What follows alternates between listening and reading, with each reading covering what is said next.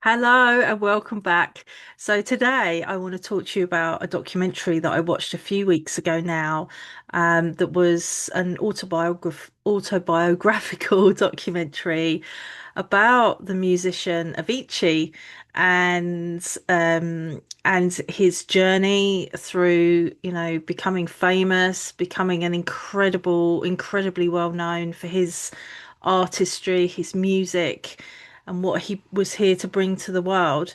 And this documentary is called I Am Tim. So let me know in the comments if you've seen the documentary, and I'd love to hear what your perspective of it was, but I'm here to talk to you today about how I felt when I was watching this and what was coming through for me whilst I was watching it, and also, what's come through that I really want to share with you today about that.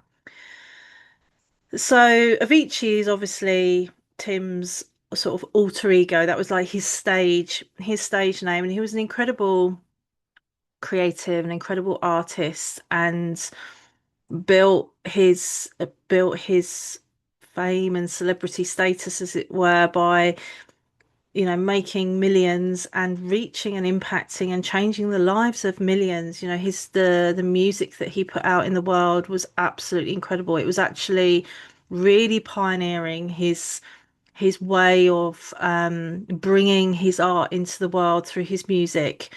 And that journey that he went on when he was creating, when he first came onto the scene, a lot of his music was very different to what it was like, towards the end of his career and the end of his life. And what I thought was really interesting throughout this whole documentary and that was really kind of, it touched my heart. It was so moving, and I cried when I watched this documentary. I cried for his soul. I could feel his soul through the footage. And what became really clear throughout the whole documentary, and the whole point of it being released ultimately, obviously, was to celebrate his life and his achievements, but was also to show the turmoil and the levels of depression and anxiety and unhappiness that sat beneath all the fame and the wealth and the status and everything that he was bringing in the world. Now, he was, of course, when he was doing his work, he was in his purpose. That's what he was born to do. He was here to bring his light into the world. He was a light leader doing the work that he was doing, and he was sharing that through his music. His music held codes. It held codes of frequency that brought people so much joy, like literally overjoy, like feeling overjoyed, feeling excited, feeling as though they were stepping back into what it feels like to feel free as a child and just like having not a care in the world, and that coming together of people in community as well, all the fans coming together, that connection, um just and he was leading with that. And a lot of artists, that's what they do. They create this real sense of community, like this real movement. And it came a point in the documentary that as he became more and more well known, and as he became more and more um famous, and that increasing in intrusion and all the things, he started to really struggle. He started to struggle with depression, deep anxiety, and was masking a lot of that through the use of drink, through the use of alcohol. I don't know whether, I think he did use drugs as well. I think that was talked about in the documentary. Now, of course, there's no shade here. I'm not here to judge. It's not about judging. But this is so common for people who are burying, when you're burying the truth of who you really are beneath all the sort of like the the status and the labels and the wheel keeps turning of what you're here to do, and the almost the moving into I've got to do more, I need to do more, I'm here to do more. Not because there's necessarily a pushing, proving, and hustling perspective with this, but it's almost like being swept up in the excitement of it and the oh my God, this is happening of it. And literally that light that he was beaming out to the world through his work was suddenly illuminating all of his shadows, was illuminating all that he feared, his biggest fears, his beliefs about who he has to be in order to continue to work at that pace, in order to receive in that way, and in order to make other people happy.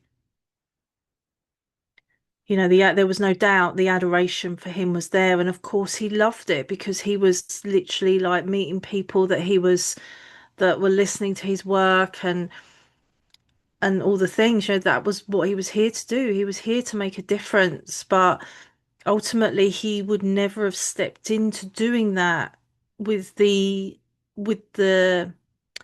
and setting out to do have the success without having deep internal peace and fulfillment. And as time went on and the momentum grew, and you know the sort of the people that were in his world that were kind of like working alongside him and stuff, and that kind of motion moving forward of like, let's do this, he got swept up into the kind of like that fast pace, kind of like no break, no stopping. And when he did stop, when he did break, when he did take that moment for himself, he went into full collapse. And before he was going on stage, he was actually having a drink because he felt as though unless he did that, he wasn't going to be as creative on the night of the show, on the night of the gig, and he was going to let his people down, and he was going to let his audience down, and he was going to let his management down, and whoever, and his agent, and whoever, and the label, and all these people that get involved with artists. And so, the thing is that what actually started to happen was that he forgot why he even started it in the first place. And he became so disconnected to himself. He became disconnected from Tim. He was Avicii when he was on stage, and he had to create this kind of energetic field for himself in order to be able to step out as Avicii, and Tim was nowhere to be seen.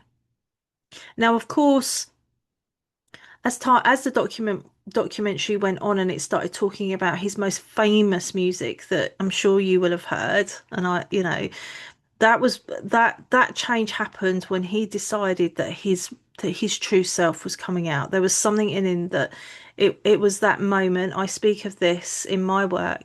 It's that moment of, you just can't not do this. I can't not do this. He couldn't carry on pretending that he was somebody that he wasn't. And so he collaborated with other artists, other musicians, and began to release music that was very different to the sort of the very techno electronic music that he had released, although it still had that underpinning it. And he was, hugely criticized for this, hugely criticized. And then I can't remember the exact how it all played out in the end, but then it just broke for him, and that was it. He just completely blew up. But of course, when he blew up at that point, he was still hiding behind the mask of Avicii, even though Tim was starting to come through a little bit more. He was still masking. He was still pushing down everything that he really felt about who he wanted to be and how he wanted to be seen. And of course, there was that sort of second part of his career, I suppose there was elements of that that still came out, but was still in this place where it wasn't enough. He didn't feel enough. He didn't feel worthy of what he had because he felt what I feel like. And obviously, this is my perspective and my views about what I was experiencing, how I was feeling his soul and how I was feeling his energy when I was watching it. He just didn't feel worthy of what he'd achieved because it was like, well, it's not really me. And the shame of that and the pressure. I mean, the pressure that comes with fame and being well known and the intrusion and is massive. But you don't need to be famous and to be a celebrity to feel these things too. You don't need to have multiple millions in the bank to feel this. But when you are very successful and you are in the limelight, you're in the spotlight and you're globally known and you're impacting millions and you're changing millions of people's lives, unless you're doing that from a place of total connection to your body, total connection to yourself. Avicii he wasn't connected to his physical body. He was completely disconnected to his body.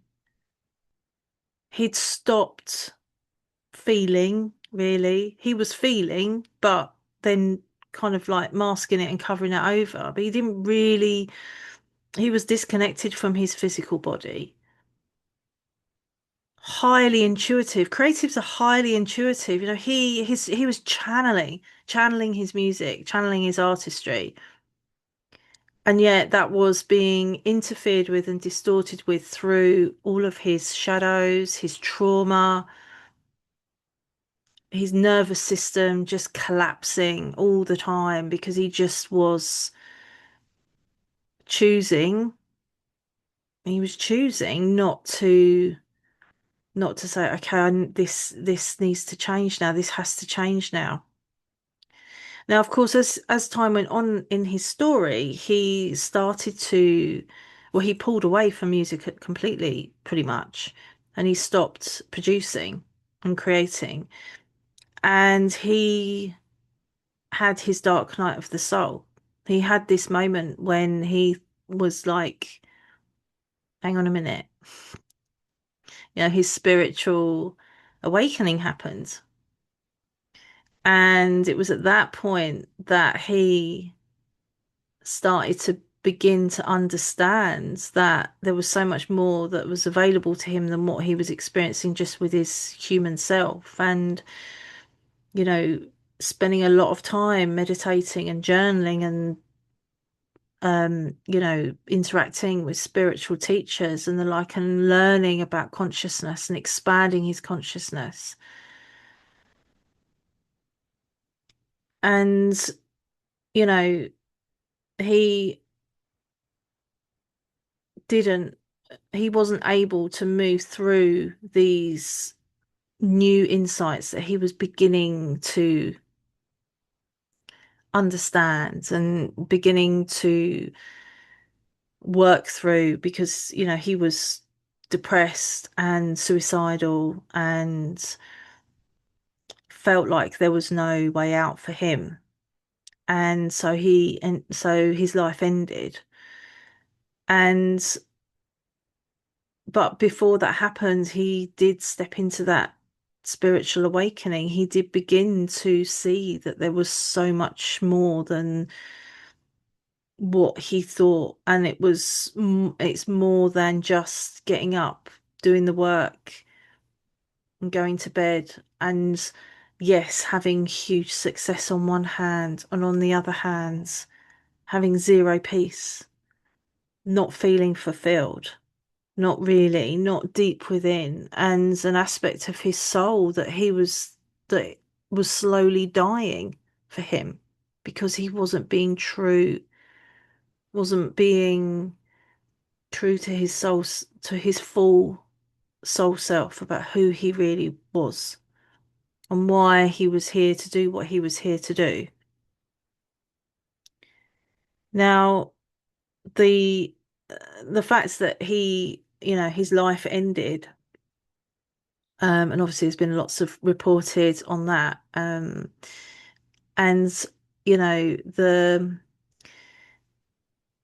there is, if you follow me here or any on any of my other platforms or have been in my world for a while, you will know that um there are soul contracts that we have, and that there are things that we choose to experience through our life.